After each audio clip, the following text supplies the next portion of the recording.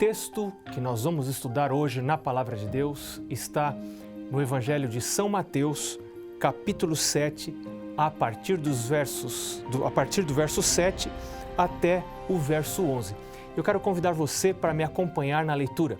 Se você tem condição de abrir a sua Bíblia, de sublinhar, de ter aí uma reguinha, uma lapiseira fina, para ir anotando as coisas importantes, os versos da Bíblia em que você ouve de uma maneira especial a voz de Deus, textos que se aplicam à sua vida, à sua realidade. Isso é muito importante, você ter um relacionamento dinâmico com a Palavra de Deus. Por isso eu gosto muito da Bíblia no formato de papel mesmo. Eu tenho a minha Bíblia nos aplicativos de tablet e de smartphone, mas eu gosto da Bíblia de papel, eu gosto de ter uma reguinha, eu gosto de sublinhar, eu gosto de ter uma lapiseira para anotar as coisas, as ideias que Deus me traz à mente enquanto eu leio a Bíblia. É muito importante a leitura da Palavra de Deus. Então vamos à leitura, Evangelho de Mateus, capítulo 7, versos 7 a 11. Diz assim, Jesus: pedi e dar-se-vos-á, buscai e achareis, batei e abrir-se-vos-á. Pois todo o que pede, recebe, e o que busca, encontra, e a quem bate, abrir-se-lhe-á. Ou qual dentre vós, diz Jesus no verso 9, é o homem que, se porventura o filho lhe pedir pão, lhe dará uma pedra? E agora o verso 10, ou se lhe pedir um peixe, lhe dará uma cobra? Ora, se vós, diz Jesus, que sois maus, sabeis dar boas dádivas aos vossos filhos, quanto mais vosso Pai que está nos céus dará boas coisas aos que lhe pedirem? O tema de hoje é guerra espiritual. E a gente começa no primeiro texto que nós lemos, que é o verso 7 do capítulo 7 de Mateus, quando Jesus nos insta a pedir. Ele diz, pedi e dar-se-vos-á. Se eu peço, é porque eu estou reconhecendo a minha necessidade. Uma pessoa que pede, ela não se acha. Ela não pensa que é autossuficiente, que não precisa de nada. O pedido indica a minha necessidade. Como que eu me aproximo de Deus? Como alguém que precisa receber de Deus ou como alguém que tem o que oferecer para Deus? A palavra de Deus, Jesus aqui está dizendo, pedi e dar-se-vos-á. Depois ele diz, buscai e achareis. Buscar o quê? Não só as minhas necessidades aparentes ou reais, porque existem coisas que eu penso que eu preciso, mas eu não preciso, e se Deus me desse, elas me fariam mal. Estou me lembrando agora de algumas orações que eu fiz e que se Deus as tivesse respondido, eu teria sido tremendamente prejudicado. Porque a própria palavra de Deus diz que a gente não sabe orar como convém. E é por isso que o Espírito Santo vai interpretando, diz Paulo, com gemidos inexprimíveis as nossas orações, porque a gente não sabe orar. A gente pensa que sabe o que é bom, a gente pensa que sabe o que precisa, mas a gente não entende a nossa vida. A gente só consegue ver o agora e um pouco do passado, que a gente tem memória, então a gente consegue ver um pouquinho do passado, mas o futuro a gente não enxerga. Por isso Paulo disse, o meu Deus, segundo a sua riqueza em glória, suprirá em Cristo Jesus cada uma das vossas necessidades. Qual a necessidade que você pensa que você tem?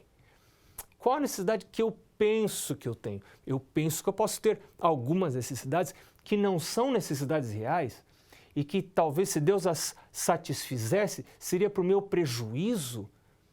Mas Paulo diz que o meu Deus vai suprir em Cristo Jesus cada uma das minhas necessidades. das minhas necessidades reais, do que eu realmente preciso. E Deus supre até aquelas que eu não peço, porque Deus é bom, Deus é amor, Deus está preocupado comigo.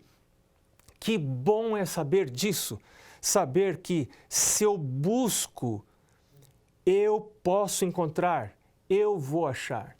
Que bênção você está precisando? Você está precisando da bênção da saúde? Está faltando saúde na sua vida? Está faltando saúde na sua casa? Tem alguém que você ama que não está bem de saúde? Saúde emocional, saúde mental, saúde física mesmo? Ou é problema financeiro? Está passando por uma crise financeira? Está com dívidas? Não sabe o que fazer? Está com receio de desemprego? Ou você está sofrendo conflitos dentro de casa e não sabe como resolver?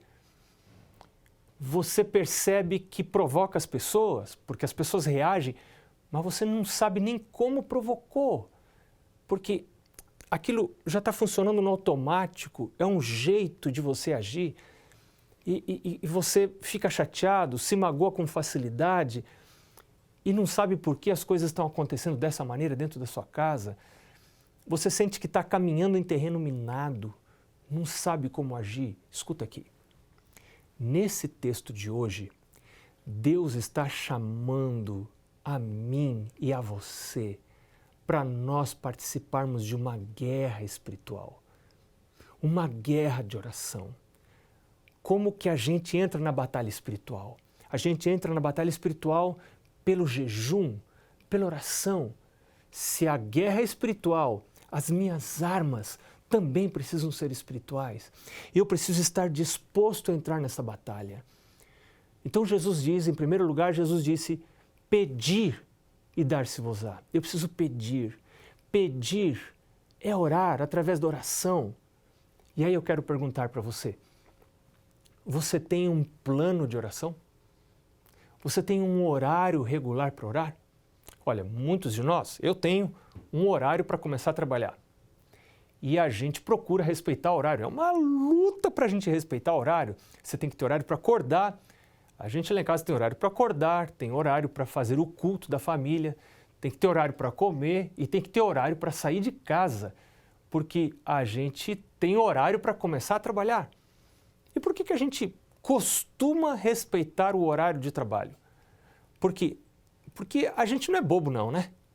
A gente sabe das coisas, a gente sabe que se não chegar na hora, se você começar a faltar ao trabalho ou começar a chegar tarde, em algum momento alguém vai se aproximar de você e dizer assim, escuta meu amigo, e aí o meu ou o seu salarinho vai estar ameaçado? E se ameaça o seu salário, ameaça a sua comida e a minha comida? Então, por causa da comida, porque a gente gosta de comer, a gente não quer morrer, a gente trabalha para poder ganhar dinheiro e a gente chega na hora. Você percebe? A gente organiza toda a vida porque a gente tem interesses, e interesses de comida. Agora lá em João, capítulo 6, capítulo 7, Jesus diz assim, você trabalha pela comida que estraga. Essa comida que a gente come em casa, ou que a gente come num restaurante, por melhor que seja, ela estraga. Deixa lá o prato parado um dia para você ver o que acontece. Ah, vou pôr na geladeira e fica com gosto de geladeira se você não tapa. Mas deixa o prato parado lá, essa comida estraga. Jesus diz, a gente faz tanta coisa por causa da comida que estraga. E por que a gente não faz coisas? A gente não faz propósitos, não desenvolve rotinas em busca da comida que não estraga, dessa comida que vai me dar vida eterna. Porque essa comida que a gente come no almoço, no desjejum ou no jantar, jantar deve comer menos, hein? No jantar coma menos. A gente precisa educar a casa da gente, a família da gente para viver de maneira saudável. Né? Então, se você quer educar a casa para viver de maneira saudável, deve comer pouco no desjejum, aliás, muito no desjejum, menos no almoço e quase nada no jantar. Né? Mas voltando ao assunto de comida e comida espiritual, Se a gente toma disposições especiais para garantir a comidinha da gente de todo dia, o pão nosso de cada dia, por que a gente não faz isso por razões espirituais? Para buscar a comida espiritual que vai me alimentar para a vida eterna, além de me ajudar tanto nessa vida aqui. Então eu volto a fazer a pergunta para você: como vai a sua vida de oração? Você tem horário regular para orar? A Bíblia fala de 2 pessoas que tinham um horário, muitas, mas cita 2, que tinham um horário bem regular para orar. Davi orava à tarde, de manhã e ao meio-dia. Também Daniel, a Bíblia diz, Daniel orava 3 vezes ao dia. Não importava o que acontecesse, não importava. Inclusive a ameaça de morte não conseguiu demover Daniel do seu propósito, da sua rotina de orar todos os dias, 3 vezes ao dia.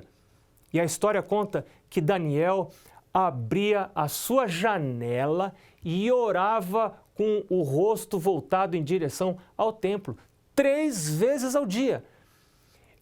Ele tinha coisa para fazer? Tinha. Ele tinha muitas atividades? Tinha responsabilidades.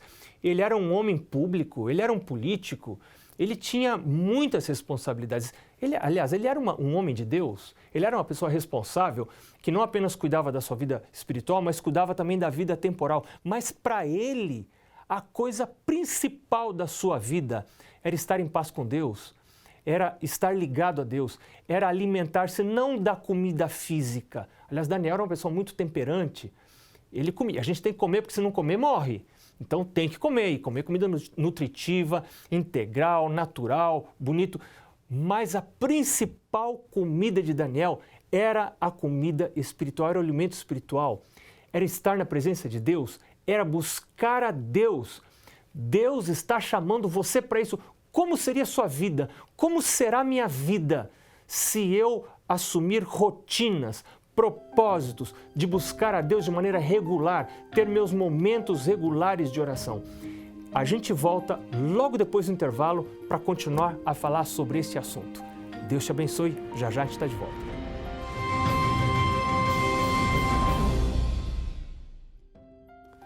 Bom, para você que está chegando agora no programa Lar e Família, que bom que você está com a gente. Nós estamos estudando já uma parte final do Sermão do Monte, o Sermão da Montanha, o mais longo discurso de Jesus registrado na Palavra de Deus. Estamos justamente numa sessão que está ali no capítulo 7, versos 7 a 11, quando Jesus faz um convite à guerra espiritual, um convite para orar. E ele diz, no capítulo 7, verso 7 do Evangelho de Mateus: pedi e dar-se-vos-á, buscai e achareis.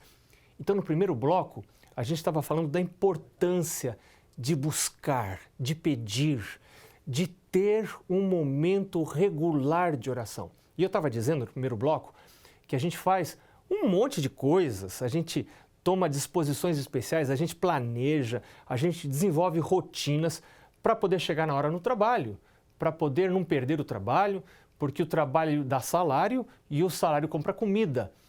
E Jesus disse lá no Evangelho de João: olha, vocês trabalham pela comida que estraga, mas por que você não trabalha da mesma maneira pela comida que não estraga, pela comida que dura para a vida eterna? Então, Jesus está me desafiando você a não orar apenas quando sentir necessidade, a não orar apenas quando estiver passando por problemas, mas a desenvolver rotinas para a vida, como Daniel. Daniel orava 3 vezes ao dia. Jesus aqui diz que eu devo pedir, eu devo buscar e eu devo bater. O verso 7 diz: batei e abrir-se-vos-á, o finalzinho do verso 7. Mas ainda no buscar, sabe que eu estava pensando um negócio? E eu vou dizer isso para você. Eu estava pensando que quando Jesus está dizendo buscar, quando eu vou buscar uma bênção, eu também preciso me colocar debaixo do conduto de bênçãos, no caminho da bênção. Existe um caminho de bênção. Vou dar um exemplo para você. Quando eu estou buscando a bênção da saúde, Estou buscando a bênção. Eu escutei esses dias uma história muito interessante, o pastor Mark Finley contando que no início do ministério dele, ele se encontrou com um cidadão que veio à igreja para agradecer. Dizer, eu estou tão grato a Deus, porque eu fui curado do meu câncer de pulmão e agora eu posso fumar tranquilamente. Então, veja, há uma incongruência, há uma incoerência em você pedir a bênção de Deus, mas não andar no caminho da bênção. Então, se eu quero a bênção da saúde, eu preciso andar no caminho da saúde. Eu preciso negar gostos, inclinações pessoais. Muitos de nós fomos criados com hábitos que não foram saudáveis. A gente desenvolveu um estilo de vida influenciado pela cultura que nos rodeia. E a cultura que nos rodeia nem sempre é saudável, fisicamente saudável, não tem hábitos saudáveis, muitas vezes não tem, outras vezes não tem hábitos espirituais saudáveis. Mas se eu quero a bênção da saúde, eu preciso andar no caminho da saúde. Se eu quero uma bênção de restauração dos relacionamentos, eu preciso andar no caminho da bênção. O caminho da bênção para a restauração de relacionamentos significa não seguir a meus impulsos, não seguir a minha ira natural, ou não seguir as minhas mágoas naturais, né? A minha fragilidade natural que me leva a ser muito sensível, a me ofender com facilidade, né? Magoei, fiquei chateado, né? Fiquei ofendido. Me leva, se eu quero receber a bênção, eu preciso seguir o caminho da bênção. Ou seja, eu preciso buscar a bênção seguindo a orientação da palavra de Deus. Em que aspecto precisa haver uma alteração na minha vida ou na sua vida para que a gente possa estar no caminho da bênção? E isto também é buscar. Eu encontro quando eu busco. Não é só pedir a Deus, Deus me abençoa, Deus me ajuda. Se eu quero a bênção do sustento, eu preciso trabalhar, eu preciso desenvolver rotinas que me ajudem a ser mais eficiente no trabalho. Eu preciso dormir cedo, eu preciso me alimentar corretamente, eu preciso praticar exercício físico diariamente, porque o exercício físico vai me dar clareza mental para fazer um melhor trabalho. Então, enfim, existe o caminho da bênção. Se eu quero ter um melhor relacionamento com os filhos, estou enfrentando um problema com os meus filhos, eu preciso fazer alguma coisa para me aproximar deles? Eu preciso, quem sabe, dedicar mais tempo para estar com eles? Enfim, eu não sei, mas o Espírito Santo sabe o que você pode fazer e o que eu posso fazer. O Espírito Santo revela o caminho da bênção. Quando a gente ora e quando a gente estuda esse livro diariamente, quando a gente desenvolve rotinas de busca de Deus, de busca da palavra de Deus, meu Deus, eu vou pedir, porque Jesus diz, pedi e dar-se-vos-á. Eu vou pedir, eu devo pedir, mas eu também vou buscar. Eu vou buscar a bênção, eu vou buscar tanto orando quanto agindo de acordo com a bênção que eu estou pedindo. Eu tenho que agir conforme as orações que eu faço. A minha prática precisa estar de acordo com a minha oração. Porque se há uma falta de integridade entre a minha oração e minha prática, Deus não pode ouvir a minha oração. Deus não vai restaurar a minha saúde para que eu a sacrifique novamente no altar do meu paladar pervertido, das minhas inclinações que não são boas, dos meus maus hábitos de saúde. Então eu estou sofrendo e eu estou tomando remédios e pedindo para Deus restaurar a minha saúde, mas eu não quero mudar hábitos. Eu quero continuar sendo a mesma pessoa, eu quero continuar agindo da maneira como eu sempre agi e quero apenas lá comprar a minha saúde na farmácia. Então, e aí quero orar e pedir o milagre de Deus. Não é assim. Deus perdoa o meu pecado, mas Deus diz, vai e não peques mais. Filho, anda no caminho da bênção. Isso significa buscar. E Jesus diz, se eu buscar, eu vou achar. Mas ele também diz, batei e abrir-se-vos-á. Esse bater, para mim, assim, na minha mente está a imagem de uma porta. E a gente começa a bater. E a gente bate quando tem interesse em quem está lá dentro. Né? Se é a casa da gente, a gente não para de bater, porque é ali que a gente mora, é ali que está a cama da gente, é ali que tem comida. E se a gente está do lado de fora e não tem chave e tem gente dentro, a gente vai bater. Jesus está dizendo, filho, se você pedir, você vai receber. Se você buscar, você vai achar. Se você bater, a porta vai se abrir. Deus sempre abre a porta, mas não é a porta para a morte, é a porta para a vida. Há pedidos que a gente faz que não são pedidos para a vida. Há pedidos que a gente faz que não são pedidos para a vida. Salomão, livro de Provérbios, diz que há caminho que para o homem parece direito, mas no seu cabo, no seu fim, dá em caminhos de morte. E às vezes a gente faz pedidos para Deus que, se Deus respondesse, quanta angústia, quanto sofrimento, quanta tristeza, quanto arrependimento, quanto remorso, mas Deus é sábio demais para me dar alguma coisa que me faria mal. Agora você sabe que Deus corre um risco, porque Deus quer se revelar a mim. E a oração é um dos meios que Deus tem para se revelar a mim, a resposta às orações. O livro Grande Conflito diz que faz parte do plano de Deus conceder em resposta à oração de fé coisas que Ele não concederia de outro modo. Ou seja, existem coisas que Deus só vai acrescentar à minha vida em resposta à oração. Ou seja, se eu não orar por estas coisas, eu não as vou receber. Porque é parte do plano de Deus conceder estas coisas apenas em resposta à oração. Por quê? Porque Deus deseja desenvolver um vínculo entre Ele e você. Ele deseja que você saiba que Ele é bom e que Ele existe e que Ele é um Deus vivo e que Ele ouve orações.